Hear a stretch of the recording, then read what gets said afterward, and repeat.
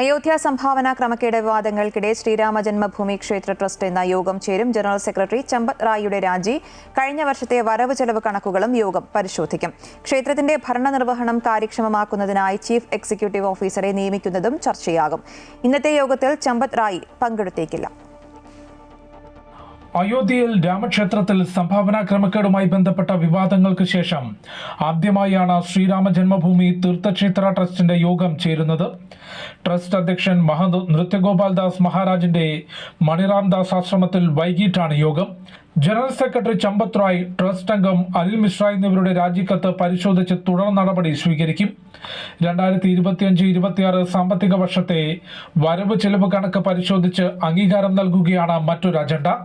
ക്ഷേത്രത്തിന്റെ ഭരണനിർവഹണം കാര്യക്ഷമമാക്കുന്നതിനായി chief executive ഓഫീസറെ നിയമിക്കുന്നതും യോഗം ചർച്ച ചെയ്യും. വിരമിച്ച IAS ഉദ്യോഗസ്ഥനെ CEO സ്ഥാനത്തേക്ക് നിയമിക്കാനാണ് ആലോചന. ഇന്നത്തെ യോഗത്തിൽ ചമ്പത് റായ് പങ്കെടുക്കില്ല എന്നാണ് റിപ്പോർട്ട്. ജീവനക്കാർ തന്നോട് വിശ്വാസവഞ്ചന കാണിച്ചെന്നും തട്ടിപ്പിൽ പങ്കില്ലെന്നുമാണ് ചമ്പത് റായ് അന്വേഷണ സംഘത്തിന് നൽകിയ മൊഴി. അതേസമയം CCTV ദൃശ്യങ്ങളിൽ നിന്ന് ലഭിച്ച വിവരത്തിന്റെ അടിസ്ഥാനത്തിൽ കേസിലെ പ്രതികളെ ചോദ്യം ചെയ്യുന്നത് തുടരുകയാണ്.